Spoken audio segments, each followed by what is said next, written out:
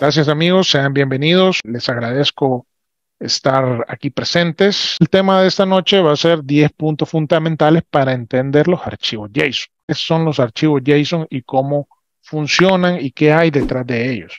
Tengo aquí los 10 puntos que vamos a tocar. Con estos 10 puntos va a ser necesario que ustedes entren un poquito al tema técnico de los archivos JSON, pero es importante que entendamos porque es la columna vertebral de la emisión de la factura electrónica. Eh, Son archivos estructurados. ¿A qué me refiero con un archivo estructurado? Esta es la primera característica. Cuando nosotros usamos un archivo de tipo CSV, que es el que conocemos todos, no todos conocimos los archivos CSV porque para declarar los impuestos había que hacer ese famoso archivo CSV y era el que había que darle guardar como en Excel, seleccionar los puntos y comas, cambiarlos, etcétera. Todo eso lo hacíamos en un formato tabular. Ese es un formato de tabla, ¿verdad? Que básicamente son columnas y son filas. Y en un archivo estructurado como los archivos JSON, lo que tenemos es una estructura de los objetos que contiene ese archivo. ¿A qué me refiero con objeto? Bueno, piensen ustedes en un objeto como una unidad de información. Ejemplo, aquí casi no se ve, pero lo voy a hacer más grande para que ustedes lo vean. Aquí, por ejemplo, no he puesto toda la estructura exactamente como está definida en la normativa técnica, que es la que tienen ustedes que leer para entender qué es lo que conlleva ese archivo JSON. Pero más o menos aquí he puesto algunos. Por ejemplo, el objeto de identificación o la unidad de identificación del archivo JSON nos pide que tenga cierta información, por ejemplo, el registro, el nombre, dirección, entre otros, ¿verdad? Nos pide versión, nos pide tipo de DTE, nos pide el número, nos pide el número de generación, nos pide una serie de datos que están, ya les voy a mostrar la normativa técnica para que ustedes lo puedan revisar y puedan tener mejor idea de qué me refiero. Pero en resumen es que esa unidad de información está estructurada, no es tabular. ¿Cómo se vería eso? Para no estar hablando en chino, para que ustedes puedan entender cómo se vería esa información en formato estructurado. Voy a hacer aquí, les voy a compartir este que tengo aquí, que es de un crédito fiscal, para que ustedes tengan idea. Este es de un crédito fiscal, he cambiado data sensible, pero básicamente es lo que lleva. Por ejemplo, en el área de identificación, nos pide una serie de propiedades que tengo que llenar. Y básicamente estos son campos. Entonces, si se fijan con respecto a los archivos CSV, los archivos CSV son muy diferentes. Un archivo CSV es tabular, o sea, es en formato de columna y fila. Y aquí no existen las columnas y filas. Básicamente lo que yo tengo es información, unidades de información con propiedades o ítems de información que yo puedo manejar como si fuese una jerarquía. Y eso lo vamos a ver más adelante. Pero para que ustedes tengan idea, esto es lo que debe generar el sistema de facturación que ustedes desarrollen. Si ustedes, ya vimos en el webinar anterior, vimos cómo funciona el sistema de integración API, que es la forma en la que yo tengo que emitir mis propios DTS y no utilizar la plataforma gratuita de Hacienda. Entonces, si yo voy a generar esa plataforma de facturación, lo que necesito es llegar a estos archivos. Tiene todo esto una especificación. Esto no puedo poner aquí cualquier data. Tiene cierta especificación que, por supuesto, este webinar, por ser de 30 minutos, no me alcanza a dar porque eso implica una explicación bastante extendida. Pero para que ustedes tengan idea, esto es estructurado, ¿sí? No es tabular. Entonces, ustedes ven que hay una cierta estructura.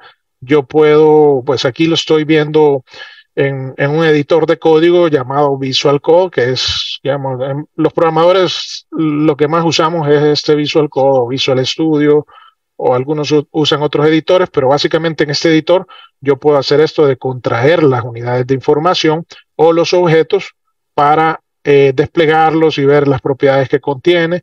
Por ejemplo, fíjense, si nos enfocamos en identificación, tenemos una serie de información vital. Una de esas es el número de control, que es el que se va a anotar en los libros de IVA. Entonces, cuando andamos preguntando ahí, bueno, si tengo un DTE, ¿qué voy a poner en el anexo? A veces nosotros le decimos número de control o código de generación. Entonces tenemos que poner el código de generación. Y eso es importante que ustedes lo tomen en cuenta. ¿De dónde sale esa información? Del sistema. ¿Cómo se genera? Pues eso es, lo vamos a ir viendo más adelante. Pero en resumen, esto es lo que entiende la máquina cuando le enviamos al Ministerio de Hacienda. Lo que le estamos enviando son estos archivos. Y esos archivos son estructurados. Esa es la primera característica. La segunda es que esos archivos admiten propiedades. Vean, esto es diferente de tener un formato tabular, porque en un formato tabular yo tendría, no podría tener propiedades en esos archivos. Por ejemplo, volviendo al tema de un formato tabular, y aquí está la clave de por qué Hacienda usa estos archivos JSON. Por supuesto, la estructura es mucho más compleja que eso. Aquí yo lo he resumido para hacerlo entendible, pero lo que ustedes tienen que saber es que cada unidad de información puede tener propiedades o campos de información. Y esos campos pueden ser varios, pueden estar jerarquizados. O sea, yo puedo tener el objeto de identificación, voy a hacer más grande esto para que se lea. Puedo tener el objeto de identificación, de ahí voy a tener ciertas propiedades. Luego el objeto receptor, el objeto de detalle.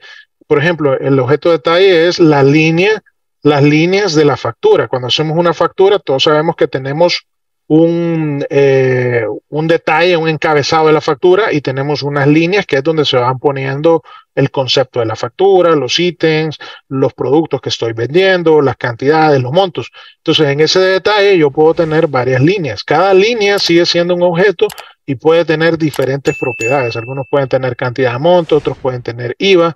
Me pasó bastante que cuando estábamos viendo esto, por ejemplo, en el tema del crédito fiscal, hay un objeto tributos que identifica los impuestos que puede llevar una línea. Entonces, cuando pensamos en la factura, siempre pensamos en que todas las líneas llevan IVA o todas las líneas llevan el 1%. Sin embargo, en la práctica sabemos que no es así, porque algunas líneas pudiesen llevar otro tipo de impuestos. Por ejemplo, si fuese servicios, pudiese llevar ISR, renta. O si fuese combustible, algunas líneas pudiesen llevar, las de combustible pudiesen llevar FOBE Alcotrans, y las que no son combustibles no llevar eso. Entonces, esas son propiedades que se van a ir adjuntando a cada factura en el detalle en la línea. Entonces, para llegar a eso, para que puedan entender lo que estoy diciendo, básicamente es aquí que en el objeto de cuerpo de documento, que es donde se ponen esa información, yo voy a tener una estructura de estas por cada línea. Entonces, se puede imaginar usted, si en cada línea o sea, si yo tengo una factura con 10 líneas de ítems, de productos, yo voy a tener que replicar 10 veces esta información por cada línea. Por esa razón, estimado, es que no se pueden hacer estos archivos manualmente, porque sería demasiado tiempo estar replicando esto y lo más seguro es que nos equivocáramos. Y estos archivos, si por ejemplo tú cambias aquí una propiedad, se te olvida ponerle algún dato, entonces no lo lee la plataforma, simplemente falla y ni siquiera te dice qué es lo que ha fallado. Entonces eso ténganlo en cuenta porque estos archivos sí requiero de un sistema para generarlos. Y ese es el sistema que ustedes tienen que van a necesitar para poder emitir la factura por ustedes mismos.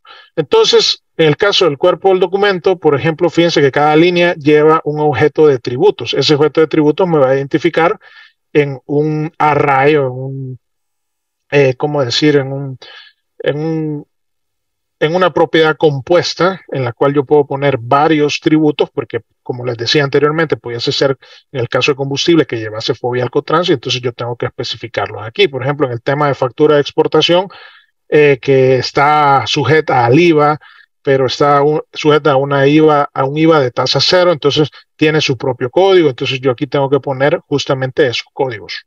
Y eso va a permitir que Hacienda me lo acepte. Sí, entonces, para efectos de los archivos JSON, debemos de saber que admite propiedades. Fíjense que si yo quisiera hacer esto en formato tabular, sería sumamente complicado. Pensemos por un momento en esta tabla que tengo aquí en pantalla. Ustedes pueden ver las mismas unidades de información, identificación, receptor, detalle y resumen, que son los mismos que tengo aquí. Pero si yo lo quisiera hacer tabular, entraría en un conflicto. Por ejemplo, si en identificación yo quiero agregar los campos registro, no bidirección, ahora tendría que hacer algo como esto. Al hacer esto y luego querer añadir el receptor y detalle, estaría haciendo más grande la tabla. Y si luego quiero añadir los campos del detalle y quiero añadir la cantidad, la unidad de medida, si lleva IVA, entonces voy haciendo cada vez la tabla más grande, más grande, más grande y se me va haciendo la famosa sábana, que es lo que pasó, por ejemplo, en el caso de los anexos del IVA, que tenemos anexos que tienen un montón de columnas, o si ustedes piensan en el anexo que se usaba para presentar el 910, era un anexo, ya no recuerdo si eran 50 columnas que se presentaba, era una sábana de información terrible porque lo hacíamos en formato tabular. Y ahí está la clave de por qué Hacienda prefirió usar los archivos JSON, que es, como dije anteriormente, es la columna vertebral de la factura electrónica porque en un archivo de JSON yo puedo mandar la información más ordenada, más organizada y con una serie de datos que se constituyen en propiedades en las cuales yo puedo incrementar esas propiedades, poner menos, poner más, crear objetos de objetos. Fíjense que, por ejemplo, si ustedes se dan cuenta aquí en la parte de receptor, el objeto receptor tiene otro objeto que es dirección. Cuando les digo dirección, cuando les digo objeto, piensen en que es una unidad de información. Y esa unidad de información, por ejemplo, en el caso de dirección, contiene el departamento, el municipio y el complemento. Y esos tres campos me conforman el objeto dirección. ¿Sí? Pero ese depende de el receptor. Y el receptor depende de todo lo que esté arriba de él. En este caso es el DTE. Entonces se va organizando la información mucho mejor que si yo lo fuera haciendo en forma tabular. Así es como llegamos a esos anexos kilométricos del 910 en el cual teníamos que hacer aquel famoso, la famosa sábana en que poníamos cada mes con sus ítems. Entonces se volvía muy difícil y por eso Hacienda decidió hacerlo con archivo JSON. Bien, punto 3, característica número 3 de los archivos JSON es que son flexibles. ¿Flexibles qué quiere decir? Fíjense que si yo, por ejemplo, yo quisiera en un determinado momento a la estructura que ya tengo, yo le quisiera añadir otro tipo de información, yo puedo hacerlo en cualquier momento, sin entorpecer lo que ya tengo. Si yo, por ejemplo, quiero hacer esto en un formato tabular, piensen ustedes, ¿qué pasaba cuando estamos en el archivo, hablemos del 910, que es el más extenso? ¿Qué pasaba, por ejemplo, cuando me recuerdo cuando empezamos a reportar el IFA, empezamos a reportar INPEP, empezamos a reportar las otras AFP que habían? Entonces, ¿qué pasaba? Que había una columna más y, por ejemplo, si yo añadía una columna por error, una de más, o, por ejemplo, estaba trabajando en el formato anterior que le hacía falta la columna del INPEP, entonces me daba error de estructura.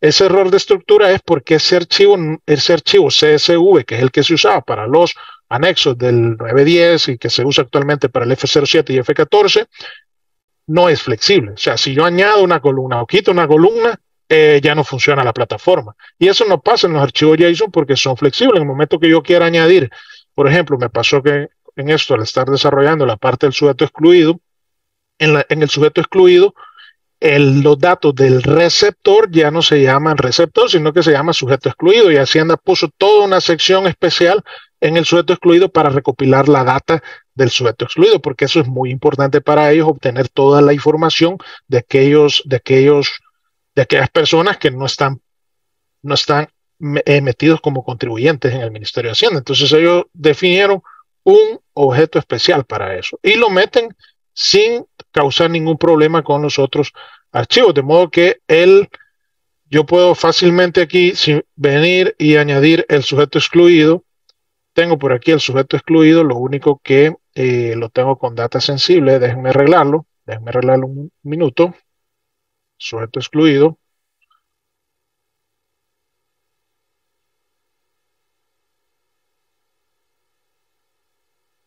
Bueno, lo tengo con información, no lo puedo mostrar porque ya saben ustedes que usan esos datos y luego se vuelve un problema.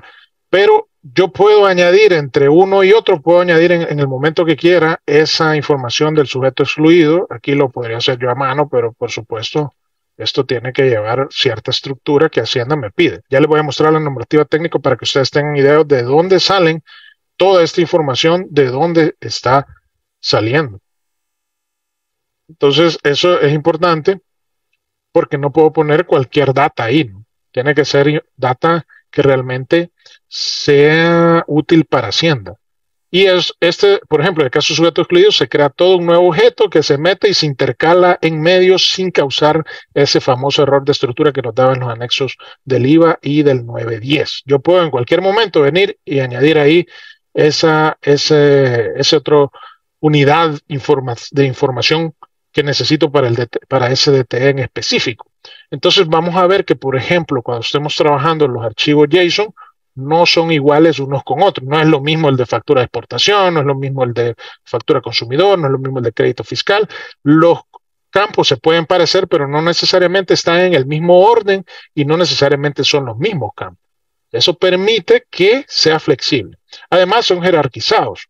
Si vemos aquí, por ejemplo, en el caso de identificación, en el caso de receptor, guarda cierta relación de jerarquía.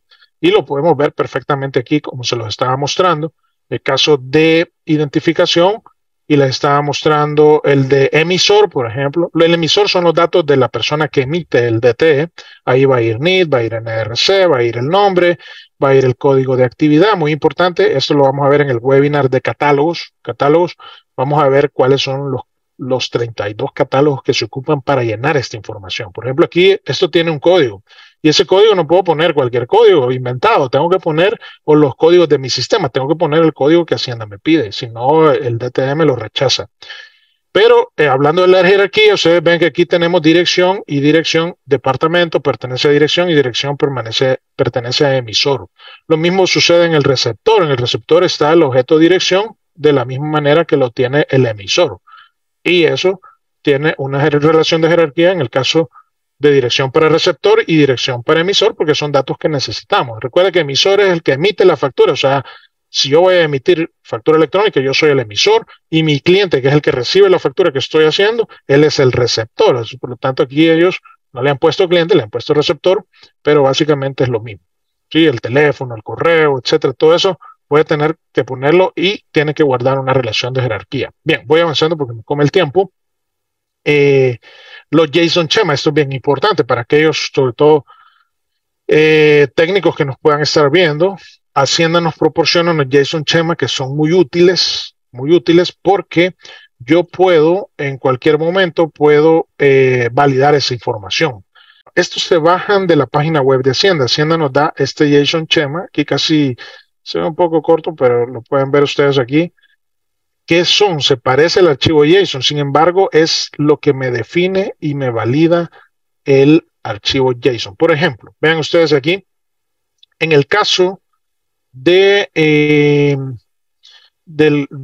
cursor de identificación, nos define ciertas propiedades, nos define si es un objeto, nos define la versión, nos dice si ese es un tipo enteros, nos dice la descripción. Otro que tienen los archivos JSON es que son compatibles, ¿sí? Son compatibles con todos los lenguajes de programación.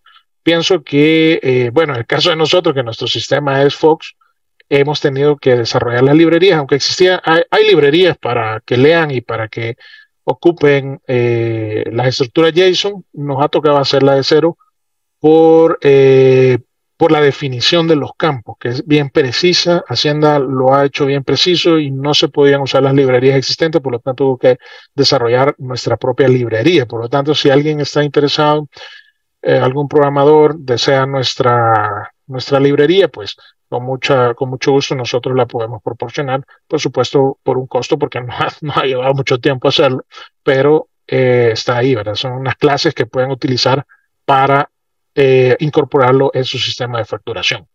Pero esto es para programadores. Para el tema de contadores, básicamente ustedes tienen que saber que sea el sistema que ustedes tengan ahí en su oficina, el sistema que hayan contratado, o sea, el lenguaje de programación en el que esté hecho el sistema que están actualmente utilizando, es compatible con los JSON, ¿verdad? Por eso Hacienda lo ha ocupado, porque es algo que es compatible con cualquier lenguaje de programación. Bien, extensibles. Cuando hablamos de que son extensibles, estamos hablando de que yo puedo en cualquier momento añadir más estructuras, ¿sí? Puedo extender las estructuras, puedo añadir campos. Vean que yo aquí lo voy a hacer más grande para que se vea esto. Básicamente son las mismas estructuras que ya les mostré. Tengo la identificación, receptor, tengo la de, se ve algo raro aquí por el fondo, no me ayudó, emisor, pero espero que lo puedan ver. El cuerpo del documento. Entonces, ¿a qué me refiero con extensibles? Que yo puedo en cualquier momento añadir más campos sin entorpecer la estructura que ya existe. Esto va a pasar y sé que en el futuro Hacienda va a hacer cambios, por lo menos desde que yo estoy con este tema no ha habido cambios en la versión de los archivos JSON. Los archivos binarios son, aquí lo están viendo ustedes, son ceros y unos, ¿verdad? Yo no puedo leer un archivo binario. Normalmente no están en ceros y unos, sino que están en formato hexadecimal. No voy a explicar qué es el formato hexadecimal, pero los que son técnicos y han estudiado ingeniería o licenciatura, pues ya saben que es un formato que me permite comprimir los archivos y hacerlos más pequeños y usar, en lugar de usar ceros y unos, pues ya ocupo del 0 al 9 y luego letras. Y ya con eso formo palabras, etcétera. No voy a explicar toda esa mecánica, sinceramente ni me acuerdo, pero eso no es legible. Si yo abro un archivo JSON, sí es legible, sí puedo leerlo, puedo verlo y sé lo que contiene. ¿Verdad? Muchos archivos que utilizamos actualmente de Word, de Excel, de imágenes, de PDF son binarios, no son abiertos, no los puedo leer, no los puedo ver adentro que contiene. Los archivos JSON sí. Y esa es una gran ventaja porque nos permite de alguna manera, en algún momento vamos a poder tomar esta información y, por ejemplo, que nuestro sistema lo lea, ya no para emitir la factura, sino para cargar el archivo JSON en mi sistema de contabilidad y que eso me ayude a llenar el archivo del libro de compras, ¿sí? No la venta. La venta yo la emito, pero cuando un proveedor me emite a mí factura electrónica, yo puedo usar ese archivo, lo puedo leer, puedo saber lo que contiene a través de un sistema, por supuesto, y lo puedo convertir a partida, lo puedo convertir a libro de compras, lo puedo convertir a lo que a mí se me ocurre. Cuando estemos en la etapa de universalidad de la factura electrónica, donde ya todo el mundo esté emitiendo DTE, entonces esto, como dije, la función de digitar del contador va a haber desaparecido por completo porque los sistemas van a leer y van a hablar entre ellos, ¿sí? Ok, vamos al otro punto. Son livianos, los archivos JSON son livianos, punto 9. Antes se ocupaba mucho el archivo XML. De hecho, yo recuerdo, bueno, estando en la universidad, se puso de moda los servicios web y se pusieron de moda estos archivos XML. Entonces me acuerdo que me fui a la biblioteca a sacar un libro de XML y básicamente no entendía qué diantres era eso, pero era algo como esto porque en ese momento todo lo que se usaban eran archivos de texto plano. En un archivo XML lleva cierta estructura como el JSON y se define, básicamente esta idea sale de las páginas web. Cuando tú ves el código fuente de una página web, estás viendo un archivo estructurado, no XML, pero parecido, en el cual cada dato lleva etiquetas y cada etiqueta lleva propiedades y las propiedades llevan valores y esos valores me definen cada producto. Entonces aquí podemos ver un ejemplo. Entonces, ¿qué sucede con estos archivos XML? Si yo quisiera hacer la factura electrónica ahí con la cantidad de información que Hacienda me está solicitando que yo tengo que yo necesito para emitir el DTE, entonces sería muy pesado el archivo. Los archivos JSON son más livianos porque, si los podemos ver aquí, son texto plano y al ser estructurados, al ser jerarquizados, al ser legibles, son más livianos, ¿sí? No tengo que estar definiendo tanta información innecesaria que sí se define en los archivos XML. Bien, vamos al punto 10 y ya con eso termino. Por lo mismo que estamos hablando de que son livianos, los archivos JSON son ideales para trabajar en la web. Como dije, en otros países se ha ocupado mucho el archivo de formato XML. Lo que sucede es que actualmente ya todas las REST API o las REST API o como le quiera llamar, por ejemplo, sepan ustedes que uno puede conectarse a la API de Facebook, a la API de Twitter, a la API de Instagram. Bueno, no sé si Instagram tiene, pero hay una serie de APIs públicas en las cuales yo puedo consumir información y el formato estándar es JSON porque es el más útil en la web. Por ejemplo, si yo quisiera sacar, quisiera sacar todas las consultas que se han hecho en Google de tal fecha a tal fecha y quisiera hacerlo con un sistema para leerlo y luego eso depositarlo en una tabla y yo poder hacer análisis, entonces Google me puede dar una API y lo que me va a estar mandando esa API es un archivo JSON, porque es el estándar en la web. Y lo mismo ha hecho Hacienda con las facturas electrónicas. Ok, me quedo hasta ahí, estimados. Les agradezco la atención. Nos vemos próximo miércoles. Hasta luego.